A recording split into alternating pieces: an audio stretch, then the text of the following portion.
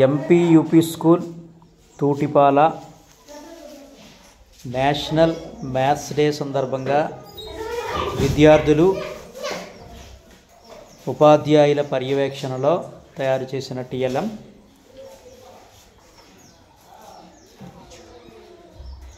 ఇది చూడండి, ఇది ఫ్రాక్షన్ రోబోట్.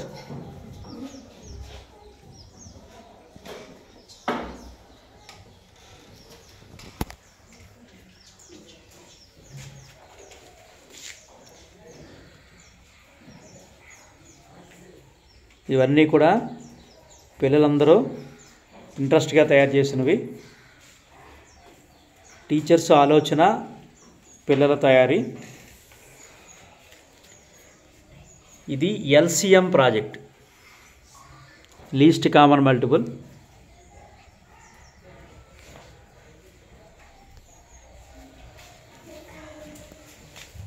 ఇది స్థాన విలువల యంత్రం.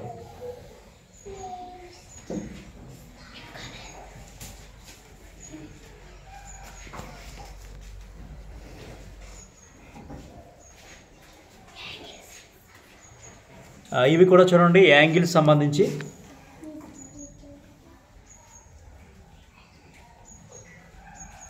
Types of angles. ఇది కలిపి చూపించాలి. పిల్లలు మళ్ళీ ఎక్స్ప్లెయిన్ చేసి నేను మళ్ళీ తర్వాత చూపిస్తాను. కొంతంతా డిస్ప్లే. ఇది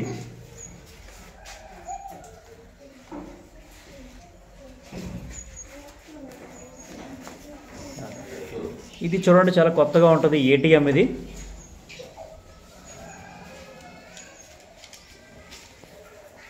ఇంకా ఇవన్నీ కూడా చిన్నపిల్లలు తయారు చేసినవి.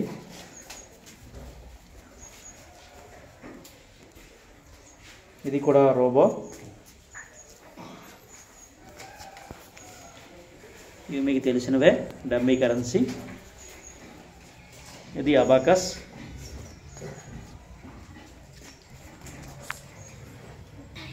ఇక్కడ ఇవి కూడా టిఎల్ఎం. మనం బండి చూడండి, పొలలో కట్టలు మనం చెప్తాం కదా. తర్వాత టర్లలో కూడా ఇవన్నీ యూజ్ అవుతాయి. ఈ సంఖ్యల కార్డు అంటే గవర్నమెంట్ సప్లై ఇది. ఈ మిగతా ఇవన్నీ కూడా ఉపాధ్యాయుల పర్యవేక్షణలో ఎంపీ యూపీ స్కూల్ తూటుపాల విద్యార్థులు తయారు చేసిన maths TLM. Thank you.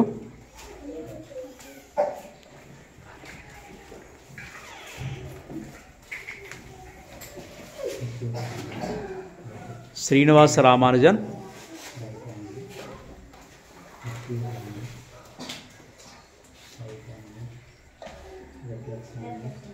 Ramanujan అంటే వెంటనే మనకు గుర్తు రావాల్సింది 1729. రామానుజన్ నెంబర్ అంటే 1729.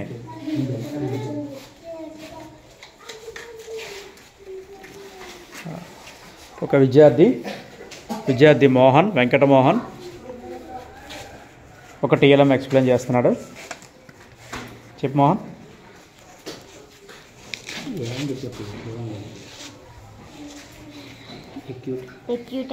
Very good.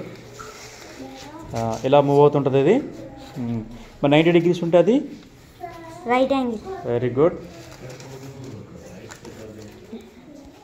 పిల్లలకి మనం చాలా సులువుగా యాంగిల్ చూపించడానికి మన బోర్డు మీద వేసి చూపిస్తే వెరీ గుడ్ ఇలా వస్తుంది.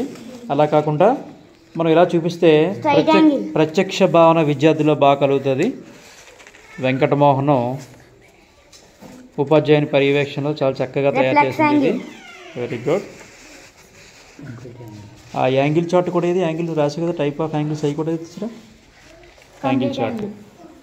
Very good. ఇవి చూడండి, ఇవన్నీ కూడా ఇవి టైప్స్ ఆఫ్ యాంగిల్స్. ఇవి ఇవి ఒక్కసారి వినండి. స్థాన విలువల యంత్రం. ఇప్పుడు ఈ నెంబర్ని చదవండి. చెప్పండి అమ్మ, నెంబర్ చదవండి. 10,000 చూడండి. మొత్తం నెంబర్ చదవండి. 26,83,351. Very good. ఇప్పుడు మనం దీన్ని ఇలా మార్చడం వల్ల నెంబర్స్ని మార్చేస్తూ పిల్లలకి 10 లక్షల వరకు అంకెలను ఏ అంకెనైనా మనం నేర్పించవచ్చు. ఇది చదవండి అమ్మా ఇప్పుడు. 62 lakhs. Very good. 71,000. Very good. 350. ఇది చూడండి అమ్మా, ఇది బయటకు కనిపించలేదు, ఇది 250. Very good. ఇలాగా మనం నెంబర్స్ని ఒకవేళ పిల్లలకైతే చిన్నపిల్లలకైతే మనం ఈ 2 నెంబర్స్ని ఉపయోగిస్తాము, ఎందుకంటే వాళ్ళకి 10s వరకే ఉంటుంది కాబట్టి. మనం సెకండ్ క్లాస్కి అయితే 2 అంటే ఓన్లీ 100s వరకే చెప్పొచ్చు. తర్వాత సెక్షన్స్ పెరిగే కొద్దీ హైయర్ క్లాసెస్కి ఇలా మనం 1 crore కూడా యాడ్ చేసుకొని మొత్తం స్థాన విలువల్ని వాళ్ళకి నేర్పించవచ్చు. చూసారు కదా, ఇవన్నీ కూడా ఎంపీయూపీ స్కూల్ తూటుపాల టీఎల్ఎం విద్యార్థులంతా తయారు చేసినవి.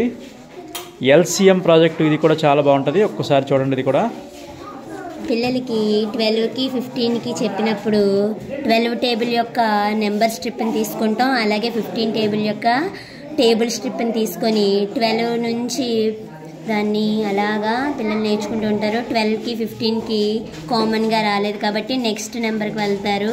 ఇక్కడ 24, ఇక్కడ 30 మ్యాచ్ అవ్వలేదు కాబట్టి పైన తక్కువగా ఉంది కాబట్టి నెక్స్ట్ నెంబర్కి పైన ఫార్వర్డ్ చేస్తే ఇది ఎక్కువైంది, ఇది తక్కువైంది, అప్పుడు మళ్ళీ ఇక్కడ కింద నెక్స్ట్ నెంబర్కి వెళ్తే 45.